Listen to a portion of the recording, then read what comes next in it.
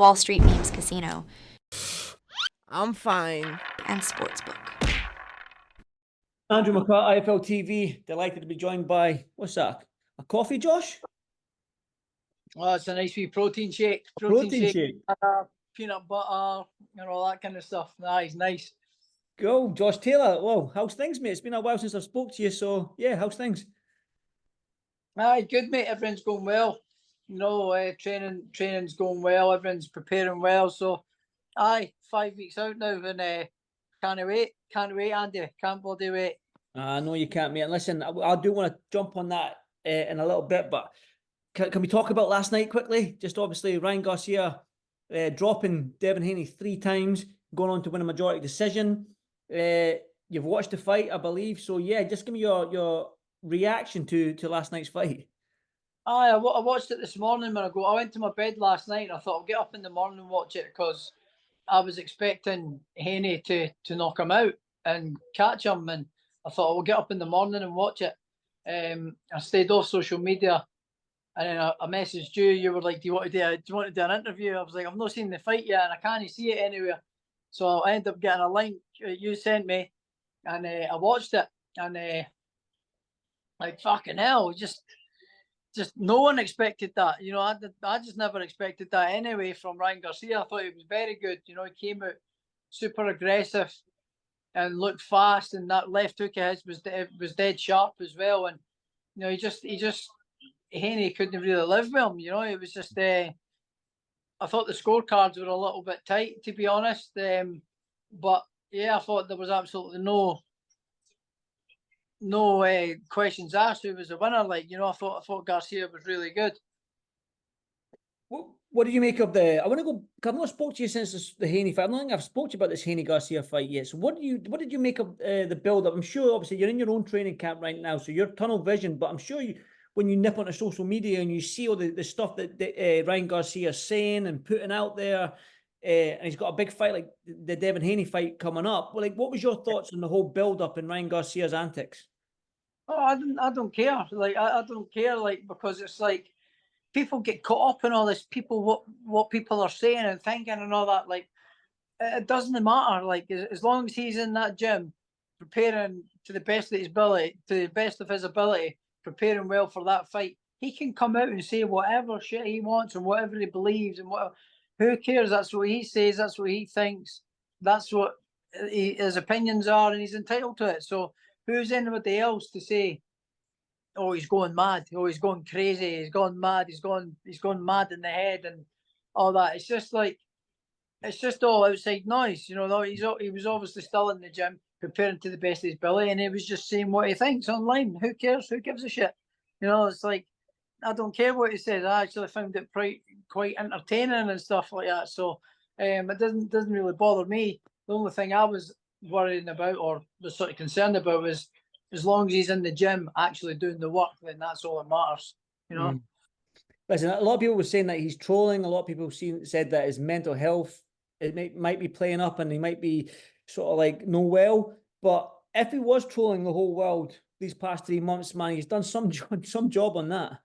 He needs to be really smart to be doing that. But I just think it's just him being him and just going with the flow and enjoying himself. And everybody's reading too much into it. Everybody's a psychologist these days. Everybody's an expert. Everybody's a health expert. Everybody's a nutritionist. Everybody's an expert online. So it's like, it doesn't matter. It all really doesn't matter. As long as he's been preparing in that gym, he can say and think whatever he wants. And I couldn't care. I thought it was quite entertainment, to be honest. It was coming out with something new, something different from what everybody else says in the lead-ups to the fights. You know what I mean? So it was something that gave people things to talk about, I suppose. And he got in the ring and he done the business. So fair play.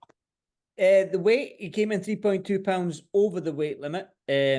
You as a fighter, pardon? What was that, Josh? Was it not 3 pounds? He came 3.2, yeah, just a little bit. As a fighter, and yourself how hard it is to make a championship weight. When you heard that Ryan came over 3 pounds, what was your thoughts on that? I don't know if he deliberately meant it, or if he just didn't really care for the title. He just wanted to win the fight. I don't know if he deliberately meant it or not, but it doesn't really matter. You know, obviously he won the fight, but he's not got the title. But Haney's lost the title, but he's not won it. So that's a bit of a shame, to be honest, because he put on a good performance and deserves to get that title. But obviously he wasn't disciplined enough to make the weight, which is quite disappointing. Josh, I've got to ask you, man. You've conquered the 140-pound division, right? You've won all the belts in this division, and you've toyed with that. Obviously, you got the Jack Catterall rematch coming up at 140, but you've said on numerous occasions you want to go up to 147. But Josh, when you look at this 140-pound division right now, and you look at the Devin Haneys, the Ryan Garcias, the Super Matias, the Teofimo Lopez's again, the Isaac Cruz, the Barbosas, the Hirocas, the Richardson Hitchens, yourself. Yeah. But I'm rattling all these names off at you, Josh, man. Are you going to stick around, or do you fancy 147? Because Crawford's gone, Spencer's gone from that division. It seems like right now this 140-pound division is the division to be in.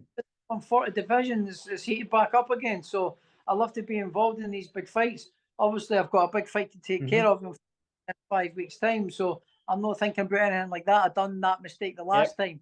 Everybody was going, everybody didn't give Jack a chance, you know, and myself included. I was like, I want to take care of him. I'm going to move up to welter. I'm going to fight this guy, that guy, that guy. And instead of thinking what was right in front of me and focusing on what was right in front of me and the threat that was in front of me. So I'm not making that mistake again. But the division is heating back up, and the winner of this fight goes on to big fights again, you know. So it's absolutely what I plan on doing. I plan on absolutely dismantling Jack on May 25th and moving on to bigger fights. But I'm not thinking about them just now. I want to put all this shit to bed and really take care and do a job on Jack. But when you think about it, it is heating back up, and there is these big fights. You know, there's obviously I could go for a rematch with Teofimo. I could go with Ryan Garcia and things like that, and Haney. So all these, and Hitchens and all these fights are big fights again. So it's an exciting division. Well, let's talk about Jack Catterall fight. I saw you, obviously I follow you on Instagram and whatnot, and I'm seeing the videos and the clips and the photos that you're putting up on Instagram, and yeah, you look in some shape, Josh, when you put that poster of you with you're flexing your guns, and yeah, you look like. And you put videos up, you're doing the hills in Liverpool, what they call it again? Yeah.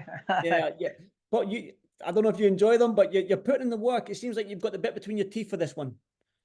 Yeah, I mean, I'm able to do everything now. You know, I've not got any restrictions on my training. Obviously, the last fight I had heavily restricted in what I was able to do in terms of preparations with my legs and stuff. You know, with that injury the last time. In hindsight, I should have probably put the Lopez fight back a little bit so I could give myself time to recovery from that injury a little bit more. But it's all been done and said. Now I went into the fight and I got beat. So, but this time there's no restrictions on my preparations. So yeah, I'm feeling great. I'm preparing to the best of my ability, and I'm feeling fantastic for it. Obviously, the fight was postponed 4 weeks with the eye. Now it's not an injury. It's just something that you had done in February, an operation, and you just needed a little bit more time for that to heal. And again, talking about the Teofimo Lopez, you should have gave yourself more time. That was a lesson learned, and you've learned from this one, and you've postponed it by 4 weeks just to make sure you're 100% for this Jack Catterall fight. Yeah, well, it wasn't really my decision to make. It was like from the medical professionals. You know, like I went and had the little squint operation done on my eyes. Then I went to the follow-up appointment, and the recovery was going well. And I went back to my final consultation with my medical forms to get signed off with the doctor, and he'd done all the tests in the eyes, and he said that the pressure behind my eyes had shot right back up, and he says that can be quite dangerous. It can lead to like things like glaucoma and burst veins in between your eyes, which can then lead to blindness and all that kind of stuff. You know, he says there's nothing to worry about, but these are concerns, and we would rather you put the fight back because you're going to be taking punches in sparring and all that, and that leads to higher blood pressure in behind your eyes and all that kind of stuff. So it was like, I recommend you put it back for 3-4 weeks to allow the pressures to come back down to safe levels. So when it comes to something like as precious as your eyesight, like I don't give a fuck about boxing. You know, your eyesight is your eyesight. You know, I'd much rather be able to live the rest of my life happy and healthy than go for a fight and risk fucking losing my sight in my eye, one of my eyes or two eyes. You know what I mean? So I listened to the medical professionals and took his advice and said to the board we're going to have to put the fight back because things in my eyes. So, but it wasn't nothing serious. It was just advice on the medical professionals, and I took the advice. Josh, before I let you go and enjoy the rest of your Sunday, I do want to get your thoughts on Willie Limond. Last week passed away last Monday. Aye. Shocking news for Scottish boxing, British boxing, even I would say world boxing, man, because you know yourself, Willie was one of them guys that was always smiling. He was always happy to see you. It's just heartbreaking for Scottish boxing. Aye, it was terrible news. Obviously, I'd heard about that he had a seizure or something in his car, and he didn't get found till later and stuff like that. And then he got taken to the hospital, and it was because his blood levels or stuff or whatever was too low. And it was just a bad shock. You know, I thought I'll be okay, pull through, but he never. It's just a huge. Sorry, Andy, my phone was ringing there and it cut off. Sorry about that. It's all right, mate. It's all right. You're just saying a shock for Willie. Aye, it was just an absolute shock to hear that he had passed away. You know, I thought that he was going to pull through and then he would be okay again.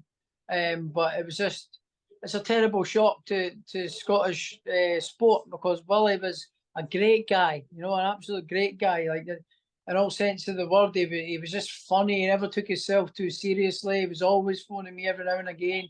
Josh, when you come and get me on your undercards and all that, like, life's boring before boxing. I need to get back and all that kind of stuff. And always having a laugh and a crack on the phone with me and things like that. And it was just a bad, sad state of affairs. You know, Scotland's lost one of its favourite sons, and it's a huge blow to Scottish sport. And I just want to take this time, obviously, to send my condolences out to his family, his two sons that he's left behind, and it's just a terrible time. My thoughts and prayers are going out to the family.